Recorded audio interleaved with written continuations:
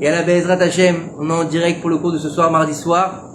Après tout Béhav, je voudrais dire ce jour pour la guérison de ma maman, Rivka Batrachmona, que l'opération de demain, Be'ezrat Hashem, se passe bien.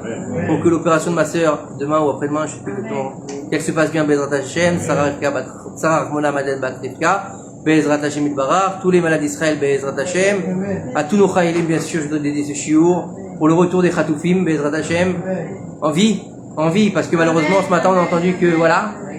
Et les Nishmat, je voudrais dédier ce shiur, les Nishmat Lavdi, les Nishmat, à la mémoire de Monsieur Mordechai Seksek, qu'on a été enterré il y a une heure de ça à peu près, que Ben Louis, que Akadosh Baruch Hu, l'enveloppe dans le Gan Eden Mikedem, ainsi que les 6 Khatoufim qu'ils ont retrouvés hier ou ce matin, qu'Akadosh Baruch Hu, ils vengent leur sang, ce matin, ils vengent leur sang, et qu'il les englobe dans le Gan Eden Mikedem. Amen. Alors, vous savez que on était dans une phase descendante, c'est très important de le savoir. On a été dans une phase descendante jusqu'à Tisha B'Av, jusqu'au 10 Av. C'est pour ça qu'on mange pas de viande les Sfaradim, jusqu'au 10 au soir. Pourquoi? Parce que c'est vrai que le Beth Amikdash a été brûlé le 9 au soir, mais il a vraiment pris feu toute la journée du 10. C'est-à-dire qu'il a été consumé le 10 jusqu'au soir. Donc c'est pour ça que même le 10, on est toujours dans ce Khurban. C'est pour ça que les Sfaradim ne mangent pas de viande le 10. Puis à partir de là, on va commencer une nouvelle période qui est en phase ascendante. Donc on était descendante, on a 17 Tammuz, et on descend, tac, jusqu'à arriver à Tisha B'Av, l'apothéose de la tristesse pour le peuple d'Israël, puisque c'est même plus triste que Yom Kippour, puisque Yom Kippour, on demande le grand pardon. Mais Tisha B'Av, on pleure sur la destruction, même si c'est les mêmes lois. Sauf que là, c'est un jour ouvrable, et l'autre, c'est un jour férié. Et puis après, on va commencer la Nechama, la miséricorde. On va demander à Kadosh Baruch Hu de nous prendre en pitié. C'est pour ça que juste après Tisha B'Av, on rentre dans le Shabbat Veitranan et avec la Haftara de Nachamu Ami. Viens consoler ton peuple, la consolation. Et bien sûr, ensuite, on va rentrer dans ce fameux jour de Tou B'Av qui était dimanche soir. Alors ils appellent ça la fête des amoureux, d'accord? C'est dommage de réduire ça à la Saint-Valentin juive. C'est pas du tout la Saint-Valentin juive. C'est un jour qui est énorme. Tellement qu'il est grand, ce Tou B'Av, il a été, si vous voulez, gravé par la grande assemblée dans le Birkat Hamazon. La 4e bracha du Birkat Hamazon, Atov Vametiv, c'est sur l'enterrement des gens de Bétar, après qu'il y a eu la révolte de Bétar et que les Romains ont détruit la ville de Bétar et qu'il y avait du sang jusqu'à la mer, d'accord, des milliers de morts et qu'ils ont interdit de les enterrer et qu'ils en ont fait des haies pour des vignes, d'accord, et on a permis d'enterrer ces corps-là justement à Tou B'Av. C'est aussi le jour où bien sûr pas l'épidémie, mais la malédiction sur les explorateurs par rapport au fait que toute la génération ne rentrera pas en Égypte, elle s'arrêtait aussi ce jour-là. Il y a plusieurs choses derrière. Mais en tout cas, c'est un jour où on est en train de remonter vers la sainteté. On arrive vers le mois des Louls. Là, on est dans les parachiotes où on va appréhender le retour, la consolation et bien sûr le renouveau. Faut savoir que l'essence même du peuple juif, c'est de renaître de ses cendres. C'est le phénix. C'est-à-dire que il construit jamais sur rien. Il ne commence jamais sur rien. Baruch Haba. Abraham, où est-ce qu'il a fait le sacrifice d'Yitzhak, Avinu? Où est-ce qu'il a fait le sacrifice? Au Har Moria. Mais qu'est-ce qu'il y avait avant? Il y a le sacrifice de Caïn et Hevel là-bas, vous saviez ou pas? Où Caïn et Hevel, ils avaient amené leur sacrifice. Et ben, c'était sur le mont Moria. Et le rêve de l'échelle, c'était sur le mont Moria. Donc, on construit. Et le Beth Amikdash, il était où? Sur le mont Moria. Donc, c'est toujours un retour aux sources. Il faut savoir que il nous reste très peu de temps, Be'ezrat Hashem, avant la venue officielle du Mashiach. Et je voulais partager avec vous, ça tombe bien parce que le papa de Michael Seksek, donc Mordechai, Zichrono Livracha, était Chabad. Donc il étudiait le Tanya, forcément, à mon avis. C'est pas beaucoup connu, mais je pense qu'il étudie le Tanya. Donc on va lui faire honneur ce soir en étudiant une petite partie du Betsor Yaroum, l'explication du Tanya du Rav Yoram Zichrono Livracha. Il faut savoir que il y a plusieurs thèmes dans ce petit Betsor Yaroum de poche. Voilà, c'est un petit livre de poche, d'accord. Et à chaque fois, dès qu'il y a une petite idée qui est intéressante pour le cours, je la garde. Et là, on va nous parler d'une chose qui est très importante. Qu'est-ce qu'on nous a dit? Comment être libéré avec le Mashiach? Comment faire partie et voir la Géoula? On nous a dit bien sûr l'imout Torah, apprendre la Torah, et Gmilut Ra, c'est-à-dire faire des bonnes actions. Mais, bien sûr, vous savez que le propre du peuple d'Israël, c'est de faire, on l'a lu dans la paracha Vaïtranan, c'est donc de faire quoi? Les 10 commandements. C'est de réaliser les ordonnances divines. Les ordonnances divines qui s'appellent en hébreu les mitzvot. Mais la question de savoir c'est comment est-ce qu'on peut faire les mitzvot? Comment est-ce qu'on fait les mitzvot? On parle pas de faire toutes les mitzvot forcément, mais comment faire correctement les mitzvot déjà qu'on fait? C'est une bonne question ou pas? C'est-à-dire est-ce que la mitzvah, je vais la faire beshlemut, c'est-à-dire avec complétude, ou je vais la faire un peu travers? Et on va rentrer là-dedans ce soir. Il nous dit ici, regardez, c'est exceptionnel. Vous savez une des choses qu'on n'arrête pas de dire avec la venue du Mashiach, qu'est-ce qu'on parle? Qu'est-ce qui va venir avec l'avènement du Mashiach? Ce qu'on attend tous, Triyat Hametim. Et il nous dit ici le Rav. Écoutez bien. Il nous dit que s'il y avait la possibilité d'ouvrir pour quelques minutes tous les cieux, d'accord? Tous les cieux, on verrait des myriades d'âmes et donc de personnes en fait, hommes ou femmes, enfants, quel que soit le moment où ils ont quitté ce monde, d'accord, qui se dépêcheraient de donner tout, écoutez bien, de donner toute la part qu'ils ont dans le Gan Eden pour pouvoir échanger avec nous afin de descendre sur terre, même pour quelques secondes, d'accord, pour avoir le mérite d'étudier un mot de Torah, de répondre à un seul Amen, de faire une seule bénédiction, d'accord, de faire une seule mitzvah, de donner une pièce de tzedaka. Vous imaginez? Et malheureusement, ils ne peuvent pas le faire pour dans aucune mesure, ils sont dans le monde du Hémet, ils peuvent plus rien faire. C'est une des raisons pour laquelle il faut savoir que quand on rentre dans un cimetière, et qu'on porte le tzitzit, faut ranger les fils à l'intérieur. Pourquoi? Pour ne pas donner aux morts, entre guillemets, bien sûr, la jalousie de vouloir faire une mitzvah. Parce qu'eux, ils ne peuvent plus porter le tzitzit. Donc, on ne va pas les déranger. Vous comprenez? Puisque eux ne peuvent plus faire de mitzvot. D'accord? Il nous dit ici que cette chose-là, elle est décrite dans la Mishnah de Avot, le Pirkei Avot. Tout le monde connaît le maxime des pères. Baruch atah Adonai Eloheinu melech haolam shehakol nהיה b'dvaro. Il nous dit ici, elle est belle. 1 heure. Écoutez bien ce qui est marqué dans le Pirkei Avot, hein. Elle est plus belle 1 heure de teshuva et de bonnes actions dans le monde dans lequel on vit, dans ce monde-ci, d'accord, que toute la vie dans le monde futur. Donc en fait, il nous dit quoi ici le Rav? Il nous dit, regardez, l'importance qu'on a de passer sur Terre. Ça veut dire que là-bas, une fois qu'on est parti de ce monde, quel que soit l'âge, quelle que soit la raison, c'est pas le problème. Le niveau qu'on avait aussi, d'accord? Parce qu'il faut savoir que malheureusement, pour les Réchaïm, les mécréants, quand ils sont dans le Olam Haemet, ils voient la vérité. Donc eux aussi, ils regrettent. D'accord? Qu'est-ce qu'on a dit sur Korach? Qu'à chaque fois qu'ils vont dans le désert, et là-bas, à l'endroit où il était avalé par la terre, ils entendent Torah Moshe Emet ou Moshe Emet. La Torah de Moshe, elle est vraie, et lui aussi, il est vrai. Donc ils savent la vérité, donc ils doivent souffrir, parce qu'ils savent la vérité.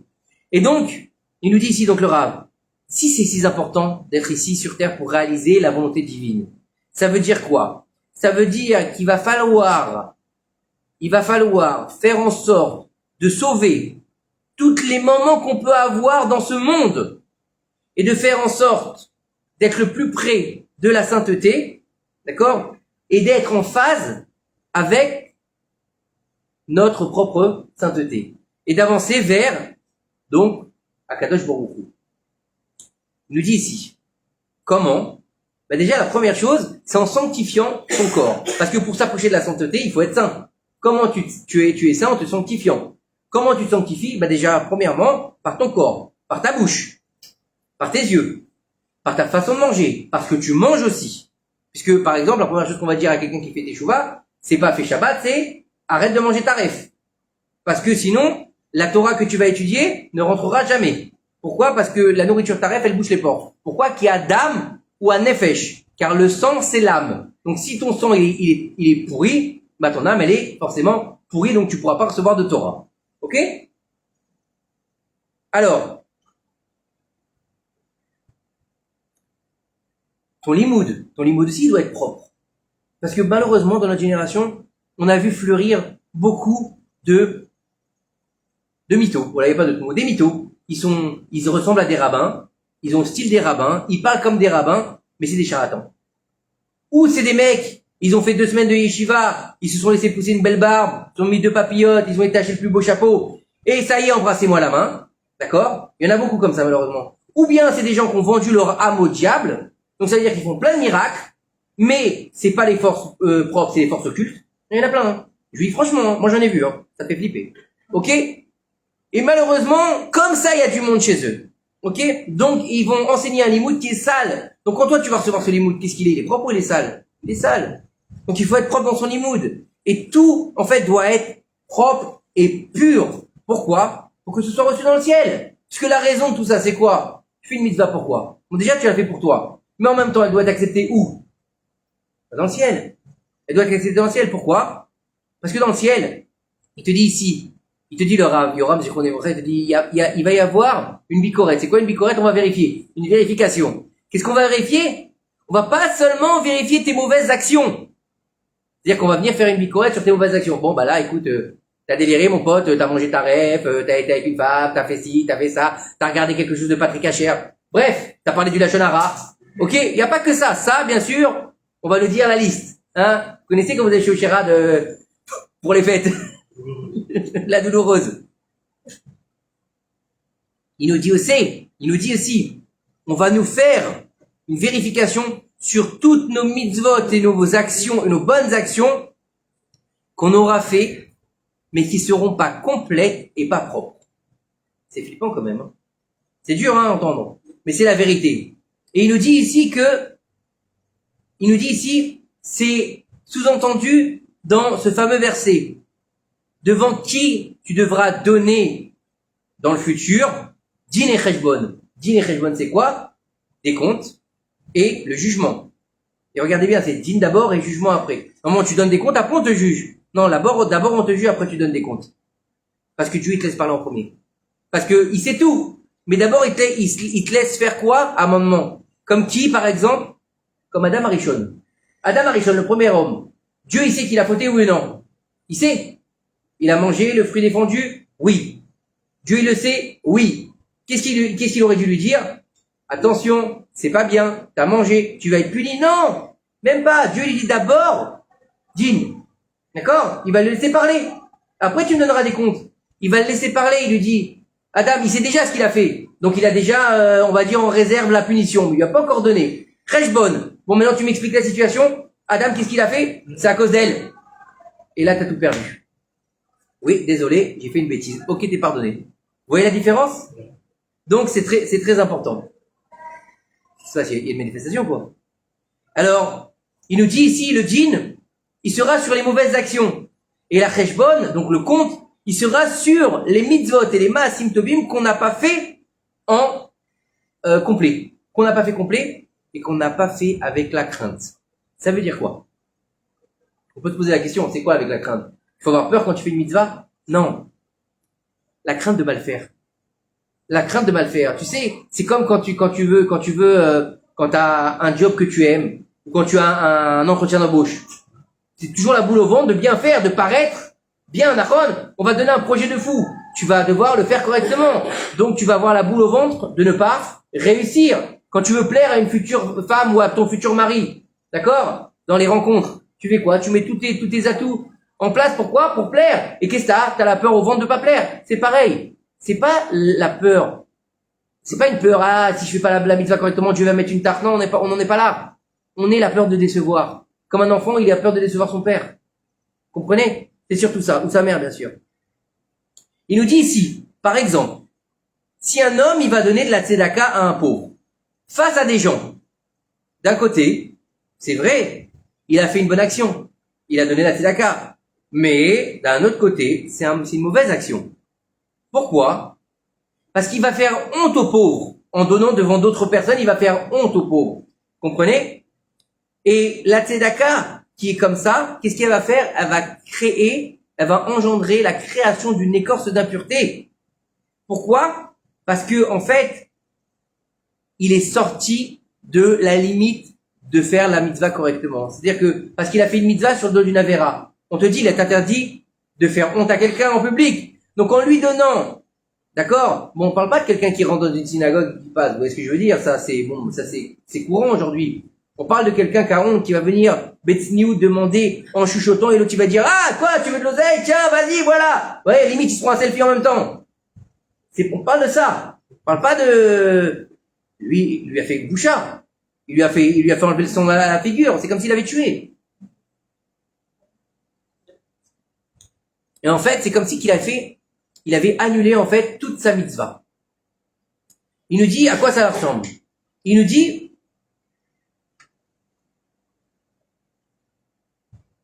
c'est quelqu'un que, il va présenter à manger, d'accord, sur des tables. Et, à la fin, qu'est-ce qu'il nous dit ici, excusez-moi? De la nourriture qui sort de la cuisine. La nourriture qui sort de la cuisine, d'accord? D'une soirée. D'accord? Et on va le poser sur les tables. Quand il sort, comment il est? Il est bien, il est beau, il est propre. À la fin du roi, qu'est-ce qu'il nous dit? On va jeter tout ce qui n'a pas été mangé. Parce que c'est déjà sorti dehors. Ce qui est sorti, il est sorti. D'accord? Et il nous dit ici dans la tzedaka, lorsque tu fais la tzedaka, il faut le faire avec intelligence. Appelle le pauvre, d'accord, dans un petit coin. Et donne-lui avec sniout. Fais la tzedaka comme il faut. Personne n'a besoin de voir pour te montrer. T'as pas besoin de te montrer et de dire, regardez moi, tiens, voilà, regarde, fais-moi la photo, je vais donner 100 balles. Non, fais ça correctement, fais ça avec rochma. Le plus important, que le pauvre n'ait pas honte. D'accord? Un homme, il doit comprendre.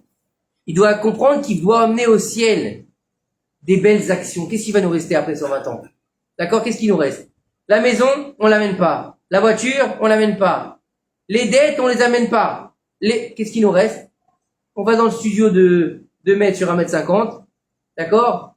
Avec les petites pierres au-dessus. Qu'est-ce qui nous reste? Rien. Vous connaissez toute l'histoire de la paire de chaussettes? Avec l'homme qui a demandé à ses enfants d'enterrer avec une paire de chaussettes.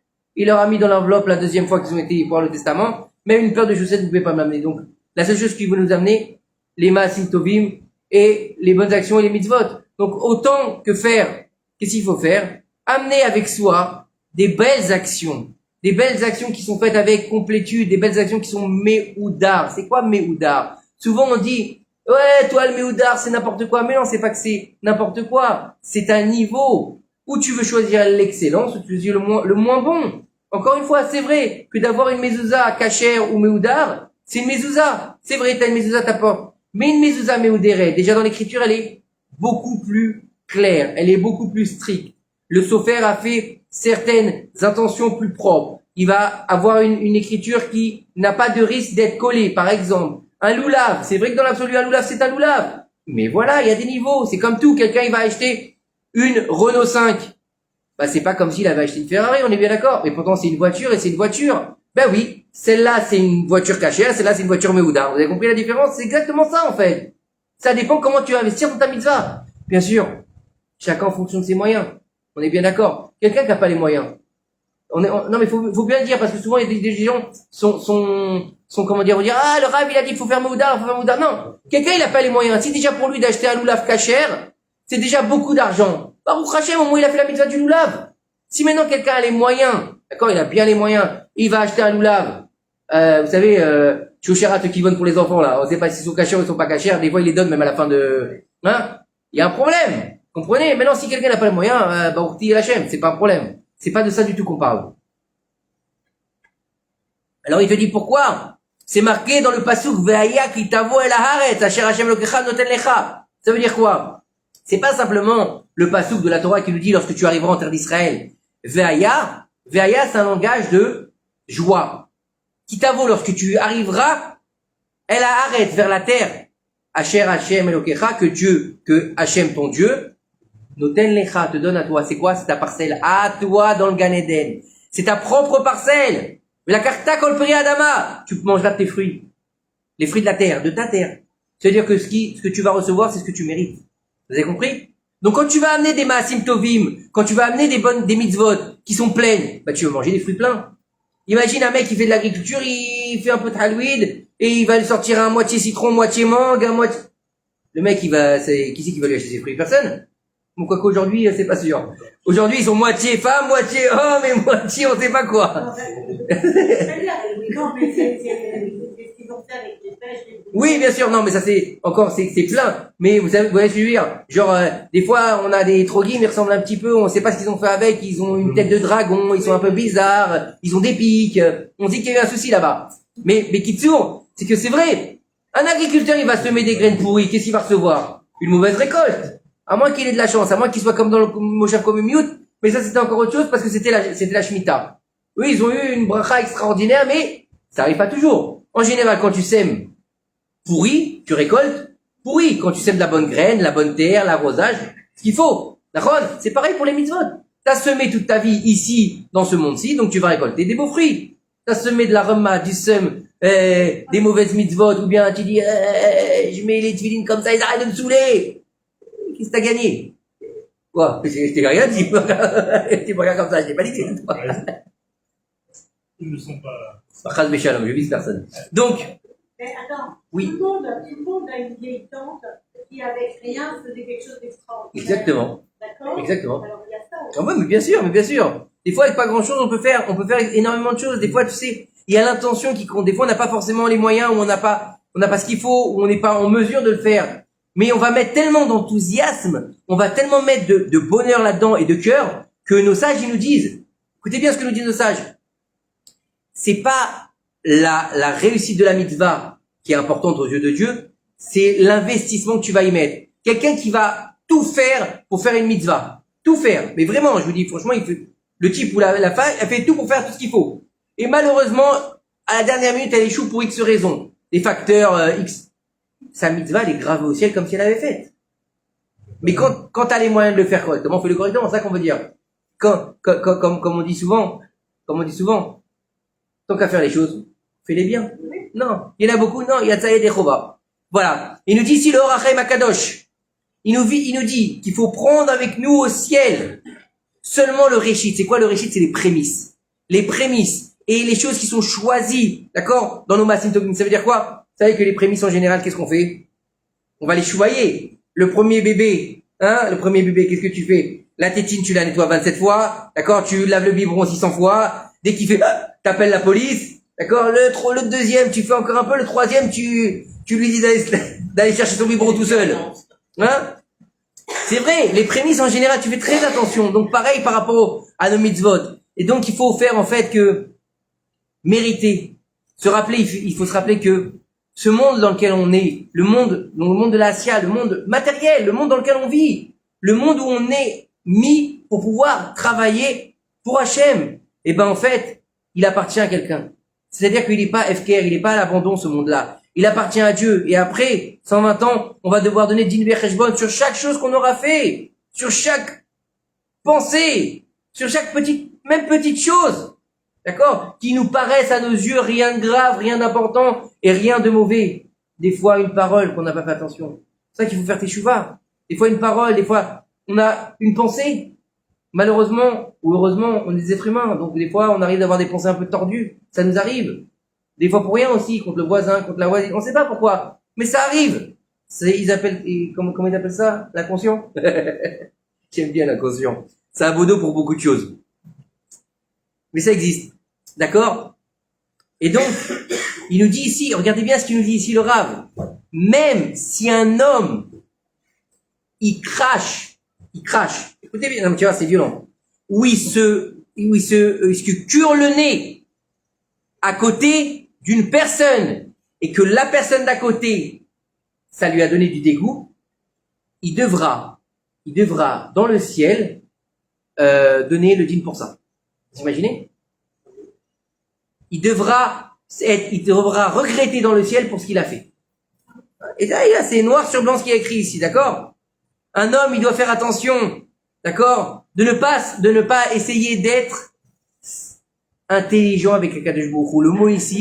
Le mot ici, c'est Leit Chacham. Dire quoi? De se prendre pour un sage avec Akadosh Baruch Hu.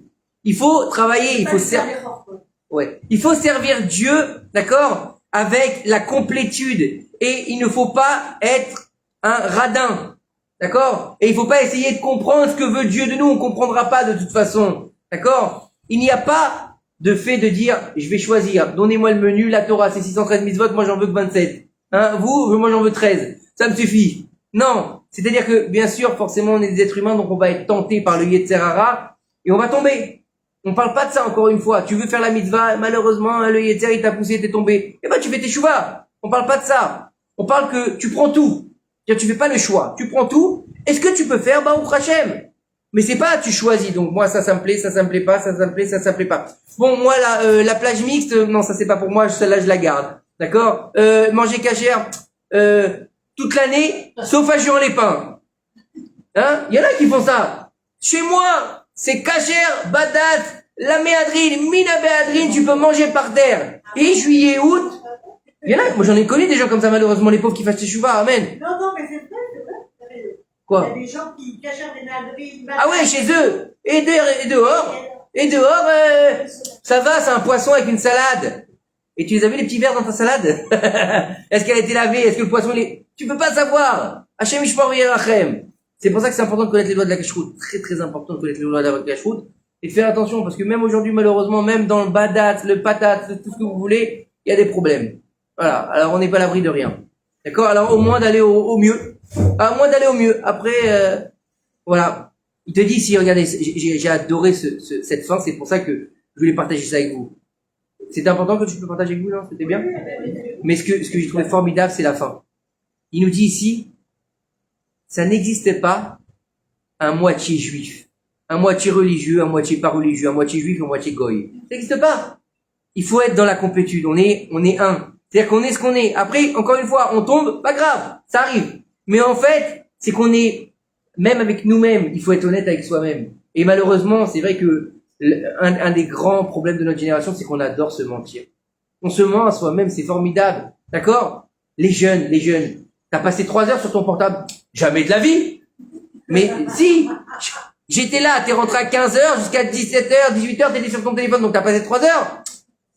Ça, le temps passe vite. Hein? T'as perdu ton temps à regarder les shorts? Non, jamais de la vie. Tu montes ton historique? Ça va pas la tête. C'est la vérité. Ils perdent leur temps. Et ils se mentent à eux-mêmes. Ah non, moi c'est que cachère ce que je regarde. Alors allez-nous, n'allume pas ton téléphone dans la synagogue, s'il te plaît. C'est arrivé une fois. Le Rav Tutu, il a raconté ça. Écoutez bien. Un type, il disait, non, moi je fais tes chouvas, machin, mais c'est important. J'ai besoin tout le temps de mon téléphone, Le Rav Tutu, il a raconté ça une fois. J'étais choqué. Le type, il avait toujours dans son téléphone, il regardait que des trucs pas cachers du tout, d'accord? Pas cachers du tout. Et un jour, avant d'aller à la mincha, écoute bien jusqu'où il va te délire quand même, hein. Avant d'aller à la mincha, il a regardé une partie d'un film pas très, un film de charcuterie. Et il l'a mis dans sa poche. Pendant la Hamida, le truc il s'est le truc il a commencé à s'activer. Imagine la honte. Jusqu'où on va? Quand j'ai entendu ça, le Rav, si le Rav il raconte ça, il raconte forcément ça un peu gêné, avec le sourire. Et tu te dis, mais quand même, jusqu'où on va, quoi? C'est se mentir à soi-même, oui ou non? Tu regardes un truc cochon et tu vas faire mincha à côté? Tu vas pas faire mincha, franchement. Non. Comment? Je sais pas, mais vous comprenez? Jusqu'où on peut aller? Non, mais jusqu'où on peut aller? Dans une autre synagogue. Oui, il était dans une synagogue. Et il a laissé son portable à sa femme. Mais je t'assure, c'est le Rav Tutu qui racontait ça. Il a mis sur... Mais j'ai trouvé ça hallucinant. C'est-à-dire que jusqu'à quel point... Non, mais c'est vrai que ça nous fait rire, mais jusqu'à quel point on peut se mentir. C'est-à-dire que, encore une fois, on n'est pas des anges, on est des hommes. On a Yetzer Hara, on a libre arbitre, d'accord? Ce serait mentir si, même moi, je disais non, moi, je suis jamais tombé, j'ai jamais fait d'erreur, ça m'arrive jamais. Oh, on est des êtres humains, d'accord? La Torah nous apprend que les erreurs. Voilà, on fait que des erreurs. Je veux dire, on le voit Yosef Hatzadik, on le dit Yosef Hatzadik, pourquoi on l'appelle Tzadik? Il est tombé quelque part avec la femme de Potiphar, d'accord? On parle de tous nos Rabbi Akiva, Rabbi Meir Balaïs, ils ont failli tomber avec des femmes. Alors si eux ils ont failli tomber avec des femmes, comment toi tu veux toujours avoir les pensées pures? C'est difficile, surtout dans notre époque. Vous rappelez-vous que les Tanaïm, d'accord? Donc les Tanaïm, c'est pas nos petits rabbins, hein, sommité, géant en Torah qui faisait Triatametim. Il disait, je préfère mourir que de vivre dans la génération qui va avoir Mashiach. Tellement que ce sera difficile de rester sain et pur. C'est un mérite de vivre dans cette génération. Vous savez ou pas? C'est un mérite. C'est très dur, mais c'est un mérite. Après, on n'a pas choisi. On a été choisi pour vivre dans cette génération. Alors c'est que quelque part, on mérite. Après, voilà, il faut tout faire pour y arriver. Mais en tout cas, ce qu'il faut comprendre, c'est vrai que dans cette génération, on est poussé dans tous les vices. On est poussé dans toutes les difficultés aussi. Parce que c'est vrai que, vous savez, qu'est-ce qui amène la faute? La tristesse. La tristesse amène la faute. Et l'oisiveté aussi amène la faute. Il faut savoir que aujourd'hui, si vous regardez bien, c'est pas grave, on ramassera après, c'est pas grave. La chose la plus grave, laquelle le plus le vent en poupe, c'est quoi aujourd'hui? C'est les psychologues, les thérapeutes, les coachs. Pourquoi que les gens sont tristes et ne savent plus rien faire tout seuls? D'accord? Je crois que j'avais lu un article, ils avaient jamais autant donné d'antidépresseurs que ces dernières années. C'est un drame. C'est un drame. Ça veut dire que les gens ne savent plus être heureux. Aujourd'hui, c'est normal. Voilà. Non, mais ce que je veux dire, c'est normal parce que c'est parce que, non, encore une fois, je suis en train de juger personne, mais c'est vrai que c'est tellement dur parce que le Yetzer Hara, il sait qu'il va bientôt mourir, donc qu'est-ce qu'il fait? Il met carte sur table. Allez, il fait, comment on dit, tapis. Il fait tapis. Donc il sait. Donc on est dans tous les sens acculés. Vous vous rendez compte que on entend des histoires atroces dans des yeshivot. Comment on peut entendre ça dans des yeshivot? Normalement, yeshiva, c'est l'endroit le plus saint du peuple d'Israël. Normalement, on devrait se tenir comme des ben Israël. On entend des histoires atroces. Lo allez-nous dans des mikvés. Dans des mikvés, c'est un endroit pour venir se purifier. C'est une catastrophe. Dans des écoles, lo allez-nous. Chez les religieux, chez les pas religieux, chez n'importe qui. Des femmes, des hommes. On va où? Je veux dire. Et tu veux sortir, tu veux faire une mitzvah. Tu sors, comme par hasard, tu arrives devant un magasin, il y a que des femmes nues. D'accord? Toi, t'es parti pour aller à la synagogue, t'es obligé de partir. Non, mais c'est vrai. Ou bien tu montes dans, Quand tu vas devant une boulangerie, jour le Kippour. ben voilà, c'est ça, c'est pareil. D'accord? Ou tu montes dans le bus, il y a 25 places vides, et la fille, elle vient s'asseoir sur tes genoux. Ah, quand même pas. Non, même pas. Non, Faut pas exagérer. T'es trop beau. ça m'intéresse que moi. Non, mais c'est un truc, non. Moi, ça m'est jamais arrivé. Vous savez quand, Ouais, jamais non. expliqué. Vous savez le plus que quand ça m'arrivait ce genre de choses, bon, les familles s'assortent sur mes genoux, c'est une façon de parler.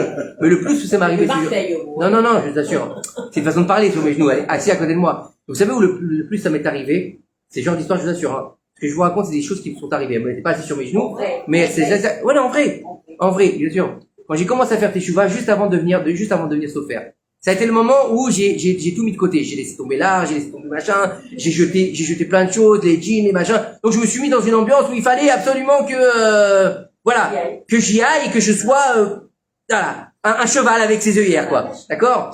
Et vous savez que, on nous dit que une des choses que tu dois le plus travailler, de ce pourquoi t'es venu sur terre, elle se trouve souvent dans quoi? Dans ton prénom. Le prénom qu'on t'a donné, c'est un des choses qu'il faut que tu répares. Et mon deuxième prénom, c'est Yosef. Donc Yosef, c'est le problème de la débauche. Donc, chaque fois que je sortais du mikvé, au début quand j'allais au mikvé, à chaque fois que je sortais du mikvé, une équipe, tout le temps, ça a pris des mois, hein, toujours. 2 femmes, 2 nanas, et jamais très habillées. Du mikvé. Hiver, non, elle sortait pas du mikvé. Non, moi je sortais du mikvé. C'est parce que t'étais trop propre. Mais tout le temps, le bus, pareil. Un truc de malade. Ça te choquait, c'est parce que ça te choquait. Non, mais c'était. Avant, t'aurais même pas remarqué. Non, c'est pas. Non. C'est-à-dire que ma mâche, non. C'est-à-dire que C'est la provocation, c'est le changement. c'est-à-dire que l'épreuve était là. Voilà. C'est-à-dire que avant il n'y avait pas d'épreuve puisque j'étais dedans. Tout à fait. Et là l'épreuve était là et c'était ma mâche vraiment violent quoi. Et avec le recul, je me dis franchement c'est vraiment clair quoi. C'est pas, j'ai pas inventé, c'est Non, impressionnant. c'est une question d'inventer, mais je pense que quelque chose qui est commun. Bien sûr. Si tu veux, qui est banal. Tu vois une troupe de Parce qu'il l'acceptait. Parce que- Bon, ça te posait pas de Non, problème. parce que ça, Là, mais tu justement. sortais du milieu, Voilà, tu c'est ça, purifies, machin, tu dis, ah, crotte, alors. Bah voilà, c'est ça. Donc c'était choquant et frustrant. Mais bon, bah on crachait mon avance. Alors, mais c'est vrai qu'aujourd'hui on a tendance à se laisser aller, se laisser tomber en disant voilà, bon bah c'est pas grave, le Yetzirah, je suis tombé. Bah, non, c'est pas que c'est pas grave. Dans l'absolu, c'est pas grave. Mais il dit Rabbi Nachman, En shum yush ba'olam. Le désespoir n'existe pas. Et il veut nous faire désespérer, les Yetzirah. Si c'est pas avec les filles, c'est avec l'oseille. Si c'est pas avec l'oseille, c'est avec la santé. Si c'est pas avec la santé, c'est avec les problèmes de couple. Si c'est pas avec les problèmes de couple, c'est avec les enfants. Etc., etc. Et malheureusement, j'entends rarement des gens me dire en ce moment, ça va bien, tout va bien, tout va bien. Tout va bien, c'est très rare. Oui, mais c'est difficile. Ouais, c'est ce que je dis. Non, mais c'est Oui. difficile, on est en guerre depuis 10 ans. Voilà, bien sûr. Bien sûr. Quand je parle en ce moment, je dis pas ces 10 derniers mois, je parle pas des 10 derniers mois. D'accord? Non. Ces 10 derniers mois, ces 10 derniers mois, ces 10 derniers mois, on est, voilà, encore, on va faire, je sais pas comment il s'appelle, mais en tout cas, que Dieu, il accueille au Gan Eden Mekedem, un petit garçon de 3 ans, qui se noyait dans une piscine. La famille Feinstein, je crois, ou un truc comme ça. Le gosse qui se fait mort par un crocodile. Un crocodile? Ah, celle-là, je l'ai pas entendu. Un gosse qui fait mort par un crocodile. J'ai vu ça, il y a 24. Oui. Qu'est-ce qu'il faisait aux zoos de Jérusalem, Nachon. Ils ont pas fermé la porte. Vous vous rendez compte? On est dans le team, donc il faut comprendre que tout ce qu'on fait aujourd'hui, c'est pour ça. C'est pour adoucir le team. Aussi bien pour nous que pour les autres. N'oubliez pas une chose, Kol Israël Arevim Zelazé. Chacun de nous est responsable de l'autre. Il est responsable de l'autre à son niveau, encore une fois. On demande à personne d'être Baba Salé, on ne demande à personne d'être Mama Salé, on demande à personne d'être le Rav Ovadia, on demande à personne d'être le Rav Kanievski, chacun à sa mesure. Mais au moins d'essayer de ce qu'on fait, qu'on fasse bien. Si on peut pas tout faire, ok. Mais viens pas te donner des excuses. Viens pas te dire, ah tu sais, c'est Rav Noach, il m'a dit on avait le droit de faire ça. Ou d'aller voir 2 rabbins. Vous savez que c'est une grande avéra de faire ça? D'aller voir 2 rabbins. Le rabbin 1, il t'a dit non. D'accord? Il t'a dit non, c'est péché. Tu vas voir le rabbin 2, il te dit oui. T'as fait une avéra. Tu dois suivre. Assez les chara, fais-toi un rave. C'est très grave. Et aujourd'hui, c'est comme ça. Le rave, il te dit non, vous êtes un peu trop extrémiste sur les bords. Je vais aller voir rabbin 2. Rabbin 2, vous êtes quoi? Moi, je suis tendance, comment ils appellent ça? Libéral. Ah, c'est bien ça. On a le droit de prendre la voiture Shabbat, mais bien sûr, je peux vous accompagner. Donc, malheureusement, c'est où on arrive. Les dérives de la Haskala. Mais bon, Baruch Hashem, on est encore là. Baruch Hashem, malgré l'adversité, malgré tout ça, n'oubliez pas qu'est-ce qu'il a dit Napoléon. Hein, un peuple. Chopin, il l'a dit aussi.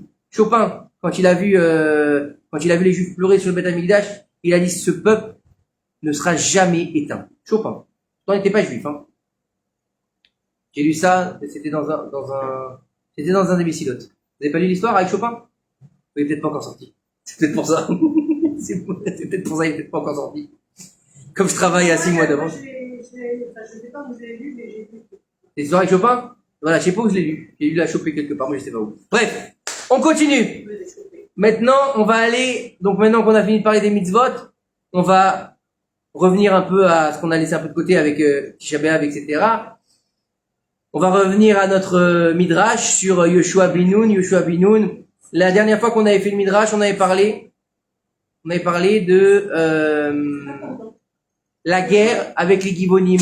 On avait parlé de ces fameux Givonim qui avaient fait semblant d'avoir été attaqués et d'avoir quitté Eretz Israël, qui étaient devenus les coupeurs de bois et les puiseurs d'eau pour le peuple d'Israël, et qui avaient été attaqués par les rois de Canaan, et que Dieu avait dit à Yoshua Binoun, il lui avait dit, va avec eux et fais la guerre c'est pas grave, contre les rois. Et à ce moment-là, la grêle de l'Égypte, elle était tombée sur les rois. Vous vous rappelez de ça ou pas? Non? Bah regardez le cours de il y a quelques semaines. Vous avez de la chance, c'est enregistré. Voilà. Le cours est enregistré, donc vous pouvez revenir sur le replay. D'accord? Alors il nous dit ici, la guerre de la conquête d'Eretz Israël est arrivée à sa fin. 31 rois et des milliers de chayalim, de soldats, ils ont été tués par les tribus d'Israël avec l'aide d'Hachem, le plus gibor, d'accord, le plus fort et le plus terrifiant. D'accord, n'oubliez pas qu'on dit d'Hachem, Hachem Ish Milchama, il est l'homme de la guerre. L'homme, c'est un Toar. Quand on dit à quelqu'un, ici en Israël, on a l'habitude de dire Atak Gever. Atak Gever, c'est un bonhomme. C'est quoi, t'es un bonhomme? Voilà, t'es respectueux. D'accord? Donc, toute cette conquête d'Eretz Israël, elle est arrivée aux alentours d'Eretz Israël, vous savez, ça parle. Et donc il y a eu une grande peur qui s'est installée dans Eretz Israël et dans les alentours, d'accord? Et un qui a eu très peur, c'était le roi de l'Arménie. Le roi de l'Arménie, d'accord? Et il avait pas envie de se faire déchirer, quoi. Il a eu peur, d'accord? Il nous dit ici, 45 rois, il y avait 45 rois de Perse et de, alors comment on dit, Mède, c'est ça, Perse et Mède, Madaï, d'accord? Il les a pris avec lui, d'accord? Il avait pas envie de se faire détruire par les Israël. Il a dit cela. Ils ont détruit les 31 rats de Canaan, les prochains, c'est nous, d'accord? Et donc il a convoqué 45 rois, d'accord? Comment? Je sais pas, c'est un tic. Pour sortir en guerre sur Israël et de faire couler le sang. Pourquoi? Parce que il a voulu venger l'honneur de son père, qui était un des 31 rois de Canaan qui avait été tué par le peuple d'Israël. Il a pris une grande armée et ils étaient sur le rivage, donc avec des navires, avec une grande armée, avec des chevaux, avec des merkavot, je sais pas comment on peut appeler, des tanks, des chars, et il y avait tout ce qu'il fallait. D'accord? Ils avaient des lances et des épées, et ils étaient prêts à faire la guerre contre les Bnei Israël. Lorsqu'ils étaient prêts à livrer la bataille au peuple d'Israël, il a envoyé une missive à Yoshua par un messager. Le messager est arrivé dans le camp d'Israël et c'était Shavuot. Et c'était la fête de Shavuot. Il a vu Yoshua qui était assis sur son trône de roi et tout le peuple autour de lui en train d'apprendre la Torah de sa bouche. Il avait la missive dans sa main et il l'a passée à Yoshua, qui l'a lu, ce qui avait été écrit, et qui a eu une grande peur. Pourquoi? Parce que voilà ce qui était écrit dans la missive. Au peuple choisi. Non. Du peuple choisi et de la tête des rois de Perse et de Mède. Pour Yoshua Binoun, bonjour. Toi, Yoshua, tu es comme un renard sauvage.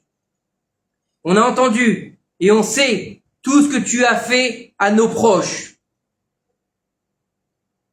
Tu as brûlé leur palais. Tu as tué leurs femmes sans aucune pitié. Non, pas leurs hommes.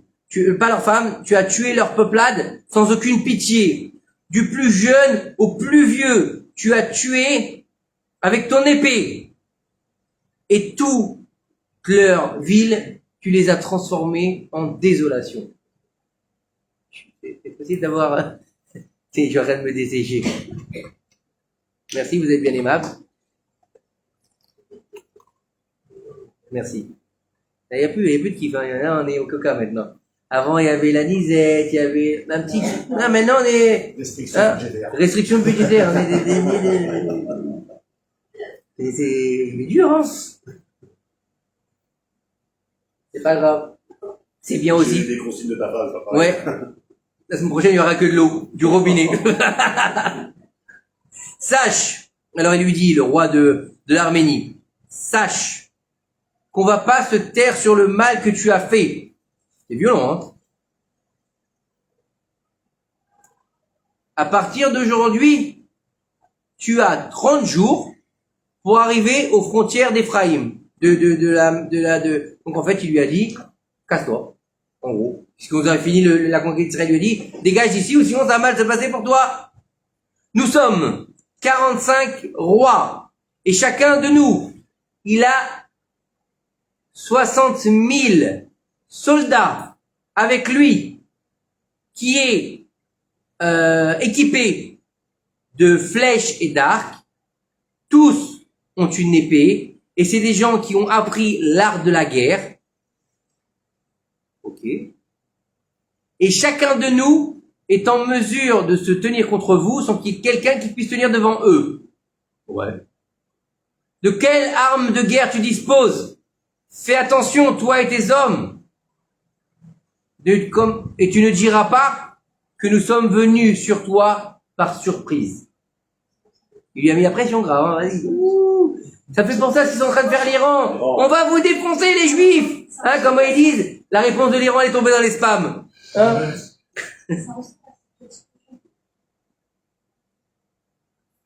Quand je suis revenu de Natania après l'exil de 3 mois et demi, j'ai fait un cours qui s'appelait Rien de nouveau sous le soleil. Regardez-le, vous allez comprendre. C'est exactement pareil. Il n'y a rien qui change. D'accord? Ce programme-là, il a un petit peu donné des sueurs froides aux dirigeants d'Israël. Il avait pas, mais par contre, il a dit aujourd'hui c'est Shavuot, j'ai pas envie que mon cœur se laisse aller à la peur, tu vois. Il a rien dit au peuple, il a dit je garde tout ça pour moi, d'accord? Qu'est-ce qu'il a fait? Il s'est mis de côté, il a eu beaucoup peur et il a pleuré. Après que la fête elle soit sortie, Yoshua il a rassemblé le peuple et il leur a raconté ce qu'il avait reçu dans sa lettre. Il leur a dit il y a beaucoup de gens qui veulent se battre contre nous. Et il leur a dit, on a détruit beaucoup de rois. On s'est battu contre beaucoup de personnes, contre des gens très forts, contre de nombreuses armées. Mais de ma vie, je n'ai jamais eu peur comme maintenant. Mais le peuple, il n'a pas eu peur.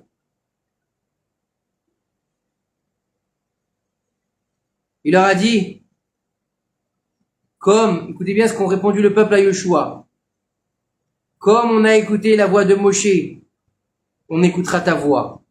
Les Bnei Israël, ils ont promis à Yoshua et ils ont dit, on a confiance en Hachem, d'accord, qu'il combattra pour nous. Il a dit, réponds-lui. Ils ont dit, réponds-lui. Et n'oublie pas qu'on est là et qu'on a confiance en Dieu, ils lui ont dit. C'est drôle, hein? Ça se ressemble quand même, hein? Étrangement, hein? Je vous promets que je l'ai pas choisi, c'est la suite et je l'ai même pas ouvert avant de venir. Yoshua, il a pris sa plume et lui a écrit de sa plus belle écriture. J'ai lu ce que tu m'as envoyé. Tu as voulu me faire peur en m'écrivant avec le nombre d'armées et tes grands chayalim, tes grands soldats et tes forces armées qui vont venir. Sache, roi d'Arménie, qui se prosterne devant le bois et la pierre, tu ne m'as pas fait peur. Alors là, il a repris du poil de la bête quand même, hein. Tu vas venir vers moi avec des chars, avec des chevaux, et moi je viens vers toi au nom de Dieu, au nom d'Hachem, Dieu du ciel et de la terre, qui a fait pour nous des miracles, et qui est tombé sur Pharaon, et qui a fait ça aussi quoi? Bah, il y avait quelqu'un. Aux enfants de Ham. Il lui dit, regardez bien ce qu'il lui dit, là, il est bon, Yoshua. Hein, ça me fait un peu penser à ce qu'il leur dit aujourd'hui. Si tu veux garder la vie sauve, toi et ton peuple, reste chez toi. Je vous promets, c'est ce qu'il y a écrit. Je vous promets, c'est ce qu'il y a écrit. C'est incroyable. Si tu veux, je vous lis dans le texte, hein. Je traduis en live en même temps que vous. Si tu veux garder la vie et celle de ton peuple, reste dans ton pays et ne viens pas tâter du bâton dans notre pays saint. C'est pas une prophétie, ça?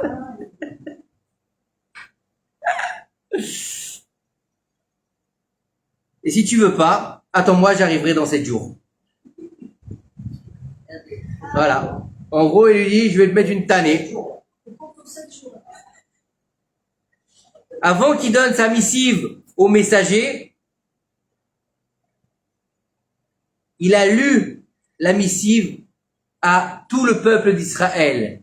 D'accord? Et ensemble, ils ont cru en Hachem et ils étaient persuadés qu'il y allait avoir la Yeshua, le salut. C'est beau, hein? C'est beau.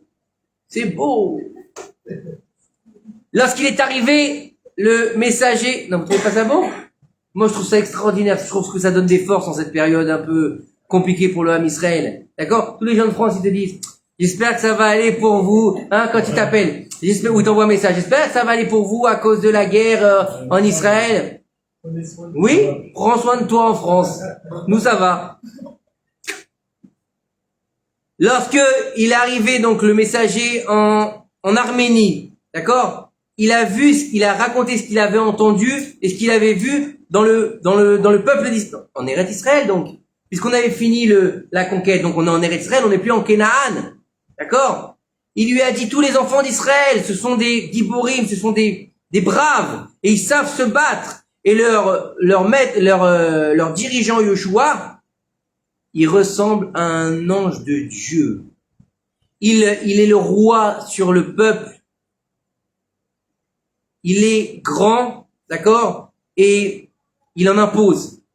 Voilà ce qu'il lui dit. Et il est habillé, d'accord? Avec de pourpre et de trélette et de turquoise. De pourpre et de turquoise. Sur une chaise, il siège sur un trône de roi, et tout le peuple est autour de lui, et ils boivent de ses paroles pures. Hein? Oui, mais Trélette, c'est bleu. c'est bleu ciel. Qui c'est qui a dit turquoise? C'est toi? C'est toi, hein? C'est lui le maître Capello? Non? Turquoise. Voilà, le bleu, bleu ciel. Ouais. Même bleu azur, c'est pas grave. C'est le trait. Ouais, après ça dépend si on est daltonien ou bien après. Ouais, Trélette. Trélette Vargaman, c'est pourpre et bleu azur. Ils traduisent ça en français dans les bons livres écrits en français. D'accord? Le Shaliach, il a dit avec émotion devant le roi, il a dit donc cela devant le roi de l'Arménie et ses ministres. Et là, ils ont eu peur. Ils ont eu peur. Ils ont dit, qu'est-ce qu'on a fait? Pourquoi, écoutez bien, pourquoi avons-nous amené sur nous le mal? Vous savez ce qu'il a dit le nouveau dirigeant, le nouveau président? Il a dit, ne faites pas le combat avec Israël parce que sinon on va avoir que des problèmes. C'est la même. C'est la même.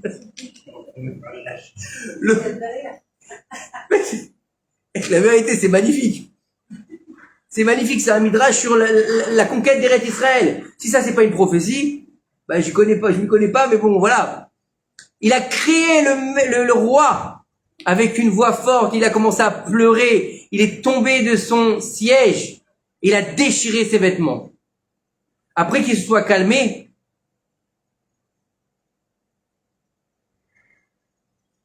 il a été voir sa mère. Comme quoi, il devait être tunisien, celui-là, à mon avis. Hein, à mon avis, ça devait être un Tunisien. Il s'est calmé grâce à la comment dire? Ouais, à la Tchekchouka de sa mère. Ouais, c'est là, c'est une Tchekchouka particulière, écoute, tu vas voir. Parce que sa mère, en fait, c'était une sorcière. D'accord? Et c'était une grande mécréante. Et elle lui a dit, t'inquiète pas, je vais m'occuper de lui. D'accord? Et le roi, il a dit, ah, moi, j'espère qu'ils vont pas sortir en guerre contre nous. D'accord? Il avait l'espoir qu'ils soient pas en guerre. C'est pas ce qu'il a fait Yoshua. D'accord? Avec 12 000 têtes de 12 000 soldats, on peut dire, d'accord? Pas beaucoup, 12 000 soldats. 12 000 soldats qu'on m'a hésité tout à l'heure. Oui, mais à l'époque. Ouais, non, mais attends, il était 900 000 tout à l'heure. Il avait le calcul. Il a fait le calcul. 12 000 contre 600 000? 900. Ouais, c'est fait beaucoup quand même, hein. Il est arrivé au port de l'Arménie. Lorsqu'il les a vus arriver, il a crié d'une voix dure et il a commencé à être dans l'amertume. Sa mère, elle a vu sa voix Elle a été le calmer. Elle lui a dit, détends-toi, mon fils. Sa mère, la sorcière, hein. Regarde. Je vais, grâce à mes pouvoirs magiques de sorcellerie, d'accord? Je vais les enfermer, ceux-là, Yoshua et tous ces hommes, dans 7 murs de fer, dans lesquels ils ne pourront pas sortir pendant toute leur vie. Donc je vais les enfermer en prison, elle lui dit. D'accord? Il lui a dit, ne t'inquiète pas, c'est moi qui fais le boulot. Lorsque Yoshua et ses hommes, ils ont vu qu'ils étaient enfermés dans des murs de fer, qu'est-ce qu'il a fait Yoshua? Et ces hommes qui se sont fait, ils ont levé les yeux vers Akadosh Baruch Hu, et ils ont demandé l'aide de celui qui est capable de tout faire. Après, qu'est-ce qui s'est passé? Il a écrit au roi de Réhouven, à Gad et la moitié de la tribu de Ménaché, une missive très courte. Et il a demandé, puisque eux, vous savez, une fois que Eretz Israël a été conquis, ils ont été s'installer sur les rives du Jourdain. Donc qu'est-ce qui s'est passé? Il leur a dit, venez avec vos hommes, car nous avons été devant un pays, le pays de l'Arménie, et maintenant nous sommes enfermés entre des murs de fer qui nous entourent. Prenez avec vous Pinchas à Cohen. Et prenez avec vous et demandez-lui qu'il prenne avec lui les chauffards, les chatrotrot. D'accord? On va sonner du chauffard. Encore une fois, c'est le chauffard de Mashiach. Yoshua, il a écrit cette missive. Il a roulé, il l'a pas fumé, d'accord? Il l'a attaché sur la patte d'une petite colombe et il l'a envoyé vers les airs. Il lui a envoyé un mail, donc. D'accord?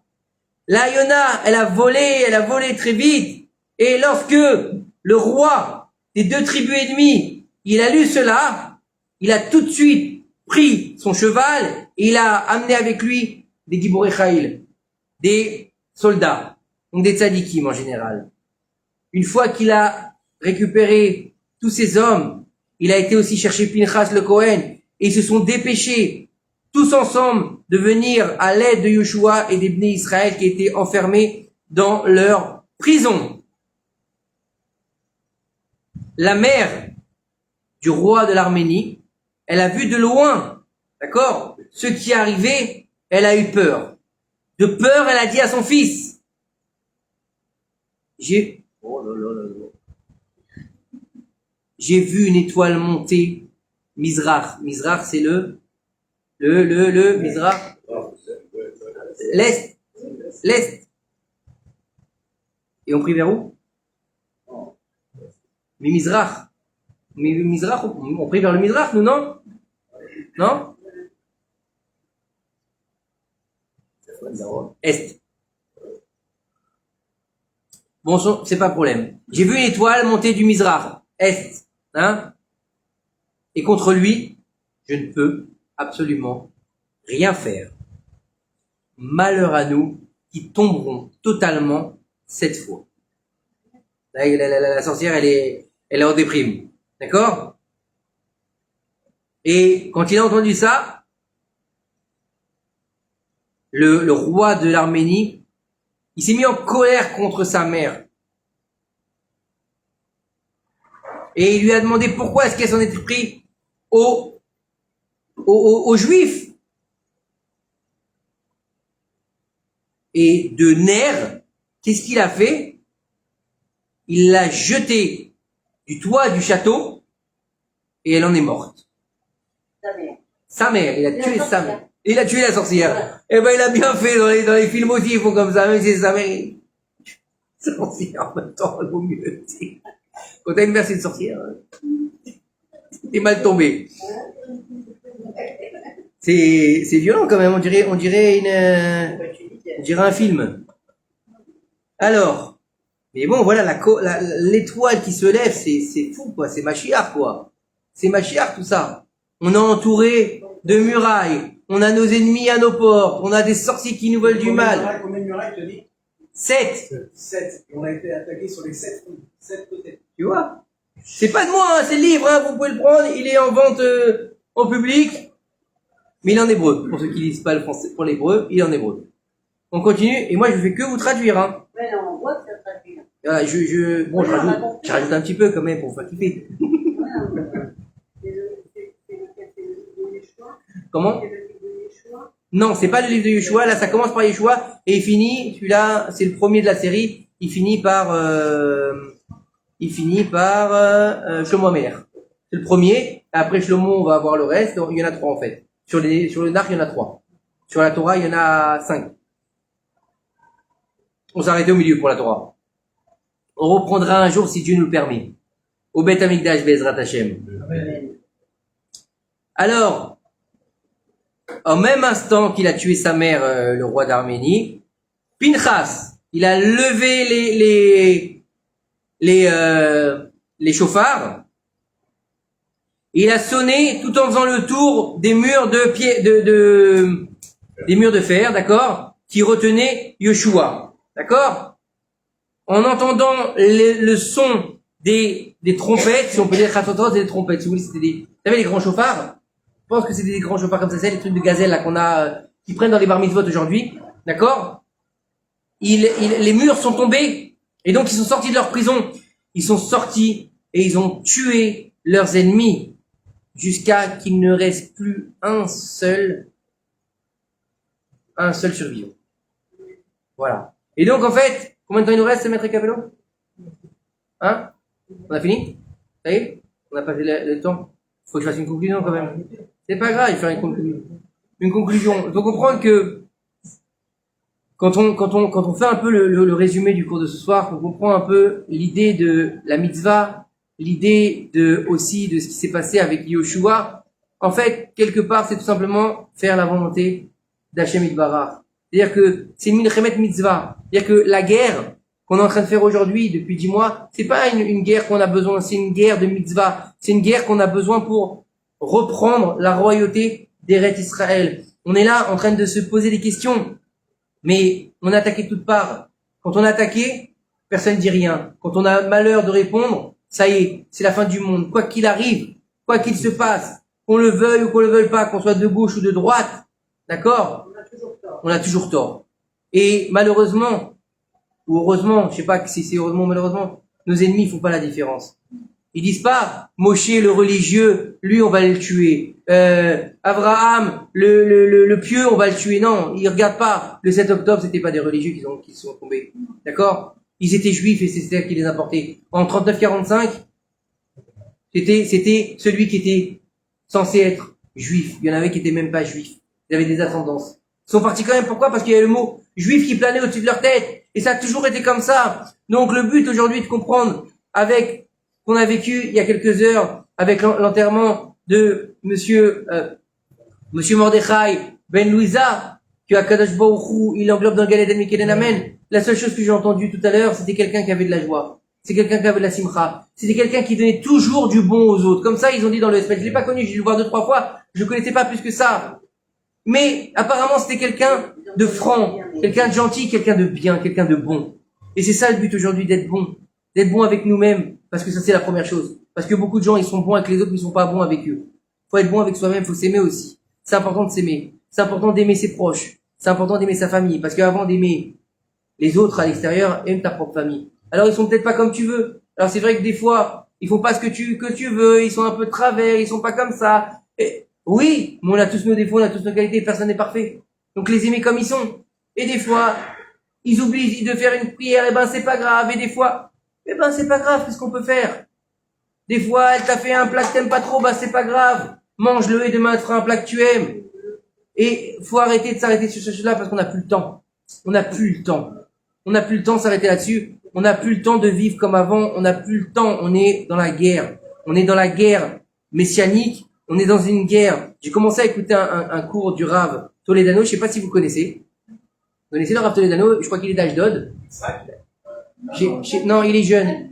David Toledano, c'est ça. Il est jeune. Il a fait un cours. J'ai pas entendu complètement, mais il a fait un cours sur ce qui se passe en moment sur les guerres. Il appelle ce cours les guerres célestes. D'accord? Il explique que dans toute guerre qu'il y a sur Terre, il y a un équivalent c'est le Hari Akadosh, bien sûr, qui rapporte ça. C'est pas le Rav Toledano, bien sûr, mais il rapporte le Hari Akadosh et le Zohar. Mais Faut comprendre que tout ce qui se passe aujourd'hui, c'est écrit dans le ciel. Et chaque sar, il est en train de tomber. D'accord? Le sar de l'Iran, il explique des choses très intéressantes avec le sar de l'Iran, qui est le même sar que l'Iran et que la Russie.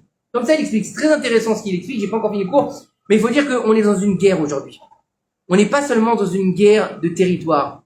On est dans une guerre, non. On est dans une guerre de Yahadut. On est dans une guerre de judaïsme. C'est-à-dire que d'identité juive. Pourquoi? Parce que, et j'ai dimanche, oui. Et dimanche, je vous assure que dimanche après-midi, j'ai dû aller donc à Natania à l'hôpital, puisque ma mère était hospitalisée. Et j'ai mis un cours, parce que dans la voiture, j'aime bien entendre des cours. J'ai mis un cours du Rav Tutu, qui datait du Corona. Il parlait de la fin des temps et de la venue du Mashiach. D'accord? C'est un cours qu'il a donné à l'époque du Corona, d'après un livre qui s'appelle le Soda Hashmal. Donc, c'est-à-dire qu'il prenait le livre et tout ce qui était dans le livre, il le récitait. D'accord? C'était un livre qui a été écrit 8 ans auparavant, avant le Corona. Ok? Donc, ça fait à peu près une dizaine d'années, on va dire, le livre, il est sorti. Donc, c'est des écrits kabbalistiques. D'accord? C'est un Mekoubal qui l'a écrit. Un vrai, pas un... Ok? Tout ce qu'on est en train de vivre. Avec la Cour suprême, avec le Tzahal, avec tout ça, tout est marqué là-bas. Il explique tout de A à Z. C'est incroyable. Mais tout ce qu'on est en train de vivre, c'est des prophéties qui se mettent en place. On est en train de vivre l'avènement du Mashiach. Alors bien sûr, c'est difficile quand tu vis la maladie, quand tu vis les problèmes. Tu dis, ouais, le Mashiach, tu me dis qu'il est là, il est où? J'aimerais bien qu'il vienne. Mais comme je l'ai dit dans le cours que j'ai fait à Tisha B'Av, des enseignements du Rav Yagen, le Mashiach, c'est pas une assistante sociale. C'est pas t'as un bobo, il va venir te guérir. C'est pas t'as des problèmes d'oseille, il va venir te donner de l'oseille. C'est pas une assistante sociale, le Mashiach. Le Mashiach, il vient faire quoi? Dévoiler le Lokut sur terre. Ça veut dire quoi? Réaliser enfin ce pourquoi Kadosh Baruch Hu, il a créé le monde, c'est d'avoir une demeure sur terre. Baruch Adonai l'olam, amen ve amen.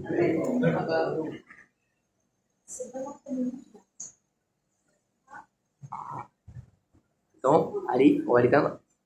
Ouais, non. Allez. Qui veut plus arrêter?